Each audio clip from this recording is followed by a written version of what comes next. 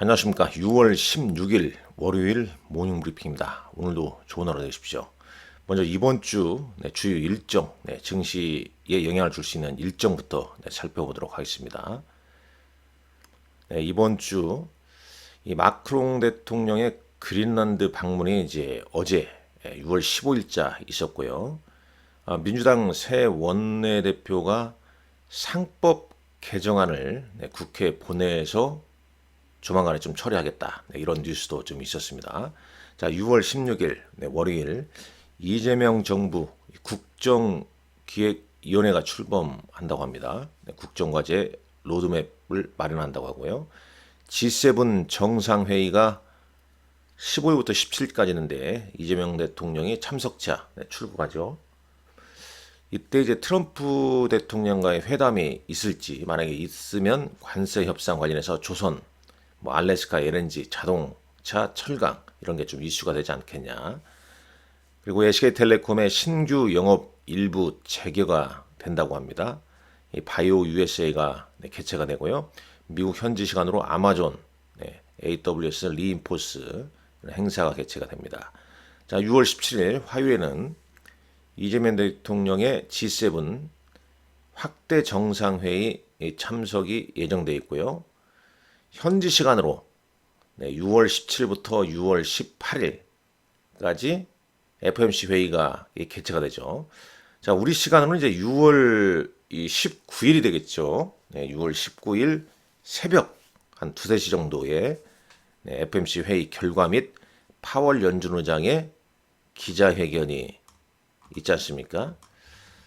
또 중요하겠죠. 이게 금리 지금 계속 이 트럼프 대통령은 이제 금리를 인하하도록 압박을 하고 있는데 파월 의장은 이제 생각이 좀 다른데 이때 어떤 내용이 좀 나올지 아주 중요합니다.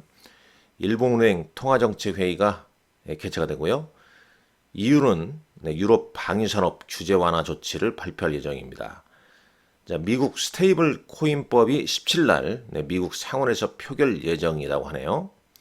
이것도 중요하죠. 미국 5월 소매 판매가 발표가 되고요. 6월 18일자 수요일이 되겠습니다. 중국 6.18 쇼핑 축제, MWC 상하이 컨퍼런스가 개최가 된다고 합니다.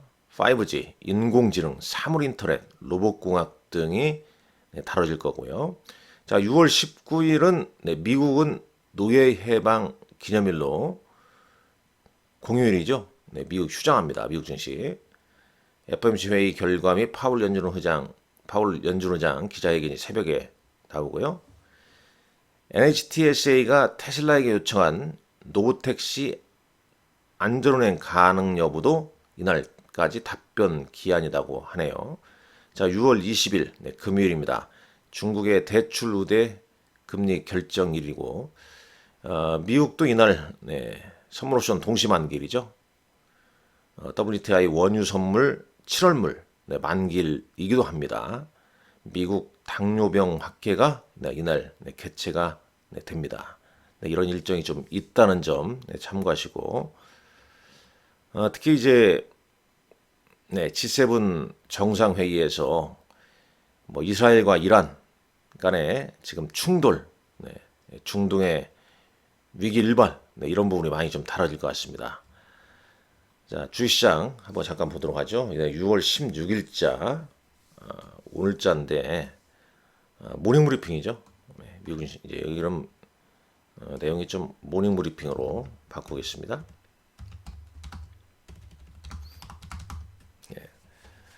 자, 이건 이제 우리 시간 토요일 날 아침에 미국 시장 결과가 이렇게 나왔죠. 이스라엘의 이란 핵시설 공습에 따른 이제 글로벌 증시 일제히 하락했고, 자, 미국도 다우지수가 1.79%, 나스닥 지수가 1.3% 하락 마감했고요. S&P 500 지수 1.13% 하락 마감했습니다. 특징적인 것은 호실적 전망을 내는 오라클이 7.68% 상승했고 파란티어 테크놀로지가 역시 1.68. 그러니까 AI 소프트웨어 관련주는 상당히 강한 흐름을 보였죠. 테슬라도 1.94% 올랐고요. 미국의 대표적인 방산주, 네, 이런 종목군들 네, 상승 마감했죠. 그리고 이제 국제유가 급등에 따라서 엑슨모빌이나 유가 관련주들이 네, 동반 상승을 했다는 점. 네, 그 외에는 뭐 대부분 네, 하락을 했습니다. 하락을 했어요. S&P 500 매물 한번 다시 한번 볼까요? 오라클이 7.68%, 팔란티어. 네, 여기 보면은 로키드 마틴이랄지 뭐 RTX,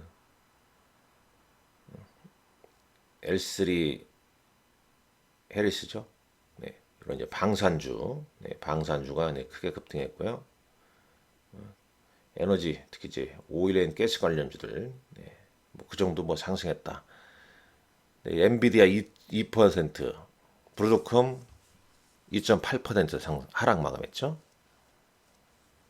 네, 그다음에 이제 금융주도 네, 대부분 약세를 네, 보이면서 마감했습니다. 뭐 여기서 중요한 건 이제 이런 내용 아니겠습니까? 주말에 이제 계속 뉴스가 나왔는데 뭐 뉴스 내용 보시죠. 뭐 네, 순차적으로 이렇게 봅니다. 이란 핵협상 모델, 미국과의 대화 중단. 네, 트럼프 대통령은 이제 이란 미국 공격하면 전례 없는 수준으로 보복하겠다. 이란 이스라엘 공격 중단 시 보복 안 한다. 이건 어제 밤에 나온 소식이죠. 이스라엘은 이제 추가 공세 예고를 했고 이스라엘 대 이란 공습 종료 시점 질문에 답변 거부. 요게 또 중요하죠. 이란의 호르무즈 해협 폐쇄 검토 실제 가능성은 아직 뭐 폐쇄한 건 아닙니다. 그런데 이제 이런 뉴스가 있더라고요. 네, 빔비닷컴 보게 되면 네, 여기 나왔죠. 호르무즈 해협 주위에 군사적 충돌이 만약에 일어나게 되면 국제 유가가 배럴당 120달러까지도 오를 수 있다라고 이제 JP 모건 애널리스트가 이렇게 예측하는 내용입니다. 네. 이 호르무즈 해협 네, 요 문제가 이제 부각되게 되면 물론 이제 우리 시장은 지난 금요일자 해운 관련주도 올랐죠. 대한해운, HMM 다 이런 것 때문에 그런 거 아니겠습니까? 그리고 이제 어제 밤늦게 새벽이죠. 도널드 트럼프 대통령이 이스라엘과 이란은 합의를 해야 하며 합의를 할 것이다. 많은 통화와 회의가 현재 진행 중이다. 평화는 곧 이루어질 것이다. 이스라엘과 이란 간에 곧 평화가 찾아올 것이다. 여러 통화와 회의가 이란과 이스라엘에 대해서 이루어지고 있다. 정말 네, 평화 소중한 겁니다. 네, 우리 전쟁 없이 네, 평화 우리도 누리고 있다는 거 참 행복한 일이죠. 네. 자, VIX 지수는 어떤 흐름을 보였냐? 연봉, 네. 월봉으로 보게 되면 20.82로 15.54% 급등했죠. 일단 이 그림상에서 네, VIX를 보게 되면 대략 40까지 그러니까 한 35에서 한 40 정도 범위까지 급등하게 되면 주식은 과매도 상태가 되는 겁니다.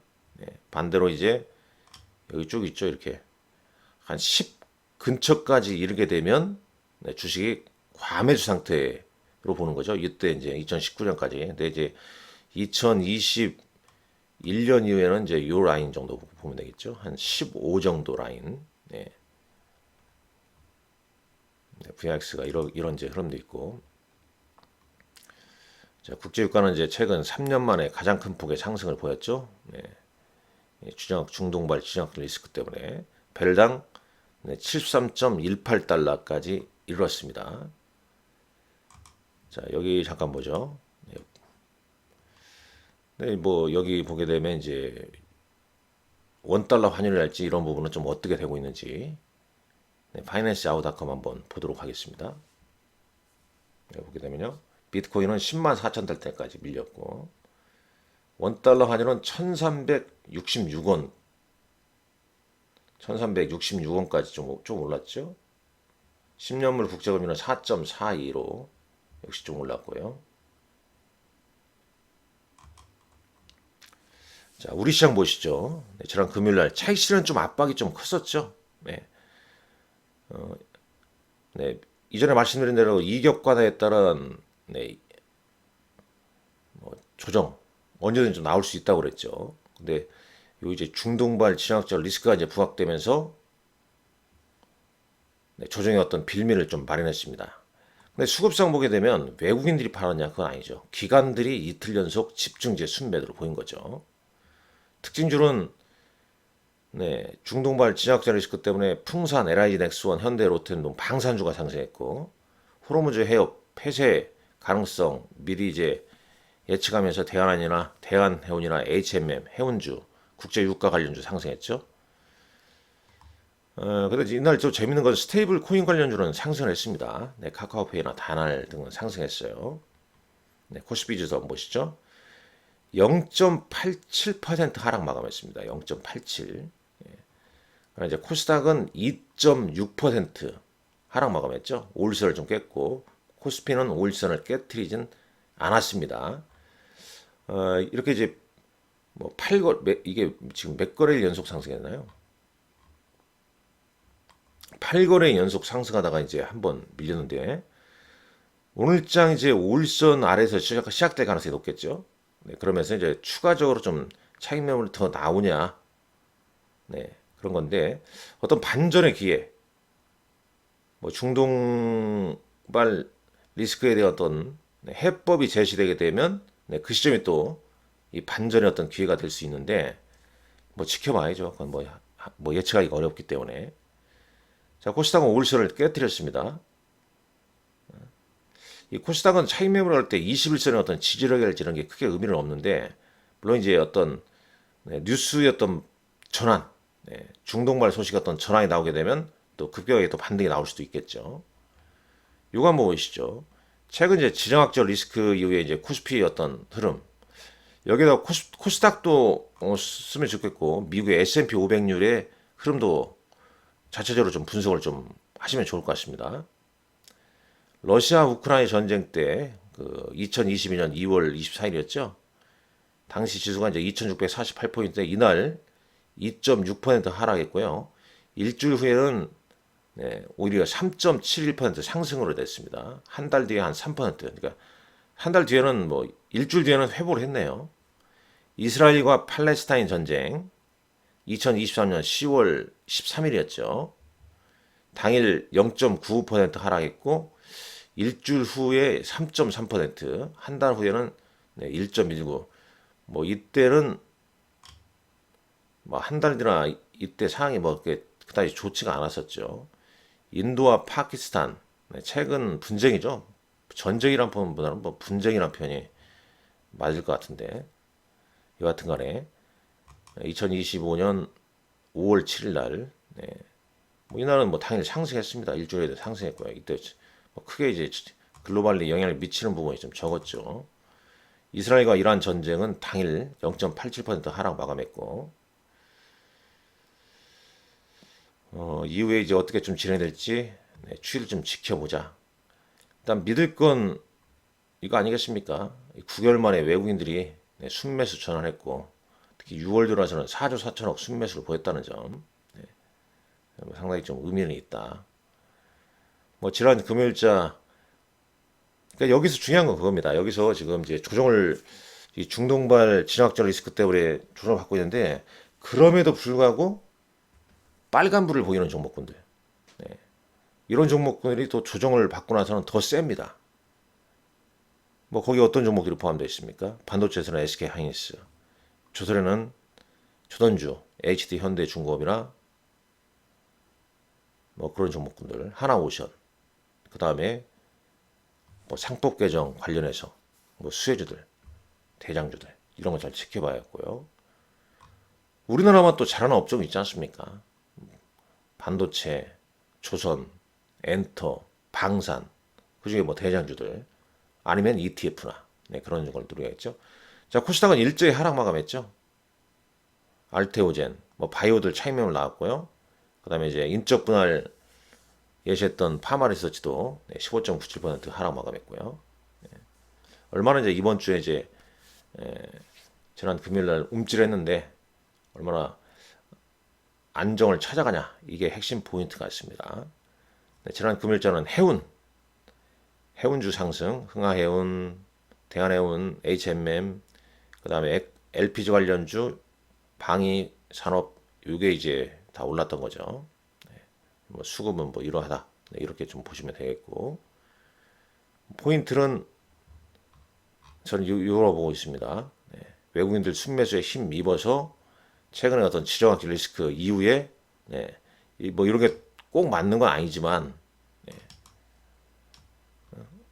추가 확전 가능성이냐, 아니면, 네, 어떤 대화로 분위기를 좀 몰아간다, 그러면 다시 복원력이 좀 생기면서, 네, 시장 흐름이 뭐 조정 후에, 그러니까 이보 전진을 위한 일보 후퇴일 수도 있다는 거죠. 그러나 계속 좀 우리가 좀 당분간 이번 주는 좀 뉴스를 좀 체크하자, 네, 이 말씀 드리면서 모닝 브리핑, 네, 마치도록 하겠습니다. 감사합니다.